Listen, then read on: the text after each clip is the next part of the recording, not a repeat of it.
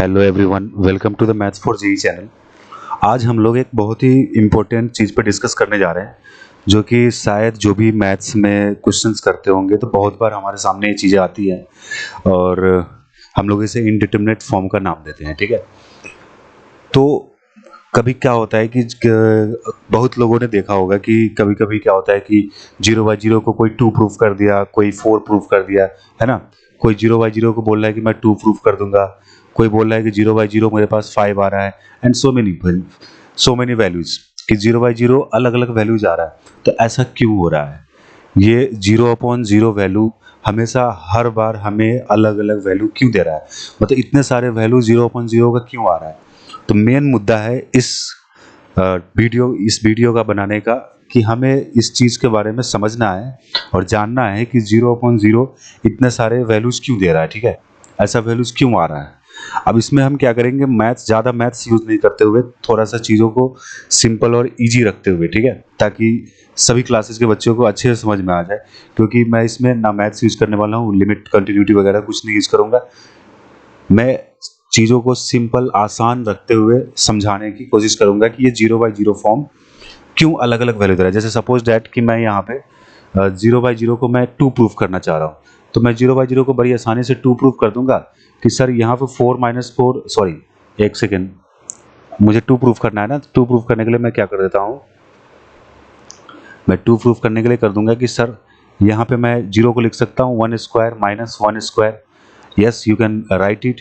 And 0 को मैं लिख सकता हूँ 1 - 1, and this can be written as a² - b²। ये अलजेब्रा का एक आइडेंटिटी लग रहा है यहाँ पे। a² - b² क्या होता है? a + b × a - b। तो this can be written as 1a + b and a - b, and this is 1 - 1। और इसको हम क्या करेंगे, कैंसिल कर देंगे, हमारे पास आंसर 2 आ जाएगा। तो ऐसे करके बहुत सारे प्रूफ हम कर सकते हैं कि 0/0 2 आया, तो कभी मैं प्रूफ कर सकता हूँ 5 भी प्रूफ कर सकता हूँ।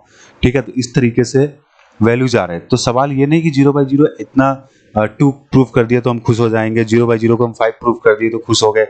हमें ये चीज जानना है कि 0/0 का एक फिक्स वैल्यू क्यों नहीं है ये। और एक और चीज, यहाँ पे 0/0 फॉर्म जो है, 0/0 नंबर जो है, ये नॉट डिफाइंड नंबर नहीं है। ये क्या है? इनडिटरमिनेट फॉर्म है। क्या ये? दिस इज इनडिटरमिनेट, मतलब इसका वैल्यू कोई फिक्स नहीं है। वैल्यू आएगा लेकिन वैल्यू कोई फिक्स नहीं, हमारे पास नोन नहीं है। This is not defined. Not defined और इनडिटरमिनेट में बहुत अंतर है। अनडिटरमिनेट और नॉट डिफाइंड में डिफरेंस है। तो पहला चीज क्लियर है कि 0/0 क्या है? नॉट डिफाइंड नहीं है, दिस इज अनडिटरमिनेट, ठीक है, या फिर इनडिटरमिनेट बोल सकते हैं। तो अब आते हैं, समझते हैं बिना ज़्यादा मैथ्स को यूज किए हुए कि 0/0 इतने सारे वैल्यूज क्यों दे रहा है। ठीक है, तो आते हैं, समझते हैं। जैसे सपोज हमारे पास 0/0 की वैल्यू नहीं पता मुझे, 0/0 वैल्यू क्या देगा मुझे नहीं पता है। तो मैं क्या करूंगा कि 0/0 का वैल्यू, लेट सपोज कि हमारे पास x आ रहा है।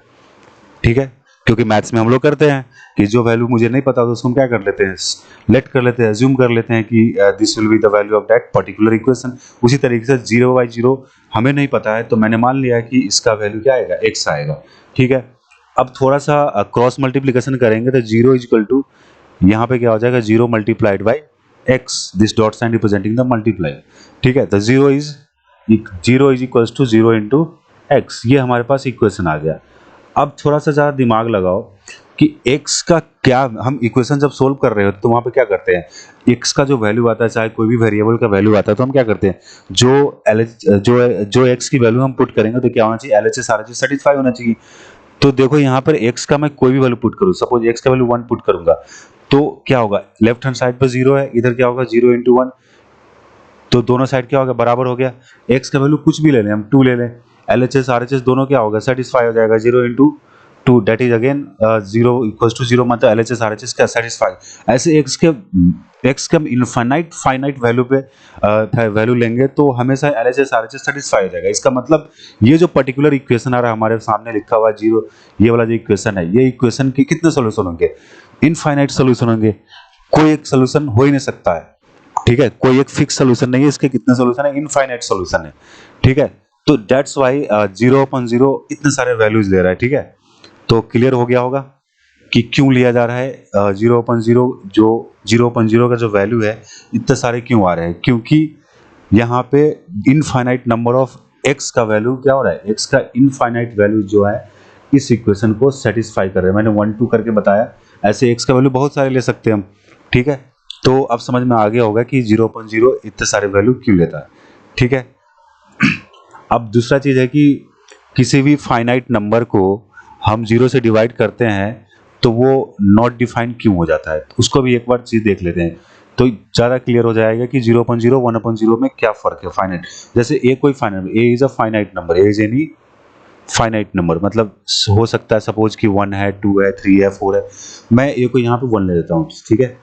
अब मैं इसको क्या करता हूँ, 1 को 0 से डिवाइड कर दिया तो मुझे नहीं पता 1/0 क्या आएगा, तो मैं क्या करता हूँ, इसको x ले लेता हूँ। क्या ले लेता हूँ, x। तो 1 इज इक्वल टू क्या होगा, 0 मल्टीप्लाइड बाई x। अब मुझे बताओ कि x का कोई ऐसा वैल्यू बताओ मुझे कि इस 0 से मल्टीप्लाई करके 1 आए। ऐसा कोई वैल्यू ही नहीं है कि x का कोई ऐसा वैल्यू नहीं होगा जिसके लिए इक्वेशन सेटिस्फाई होगा। कोई ऐसा वैल्यू है x का वैल्यू ऐसा बताओ कि यहाँ पर पुट करते ही राइट हैंड साइड पे 1 है, 0 से मल्टीप्लाई करेंगे कोई भी नंबर को, हमारे पास रिजल्ट क्या आएगा, 0 आएगा। तो 1 is equal to 0, LHS RHS कभी भी सेटिस्फाई नहीं होगा। सपोज x की वैल्यू अगर मान ले यहाँ पर 2 ही ले लेते हैं तो क्या होगा, 1 इज इक्वल टू 0 इंटू 2, यहाँ पर क्या आएगा 1 इज इक्वल टू 0, जो कि पॉसिबल है ही नहीं। तो इसका मतलब x का कोई वैल्यू नहीं है जो इस वाले इक्वेशन को सेटिस्फाई करेगा। तो दैट्स वाई जो a/0 नंबर है, 1/0 नंबर को हम क्या बोलते हैं, not defined number. This is not indeterminate, this is indeterminate but this is not defined number, क्योंकि हमारे पास कोई ऐसा वैल्यू नहीं है जिसके लिए इस इक्वेशन को सेटिस्फाई कराया जाए, ठीक है। तो समझ में आ गया कि नॉट डिफाइंड और इनडिटरमिनेट में क्या अंतर होता है, ठीक है। चलो थैंक यू, ऐसे ही वीडियो देखने के लिए लाइक करें, सब्सक्राइब करें, मिलते हैं नेक्स्ट वीडियो में, थैंक यू।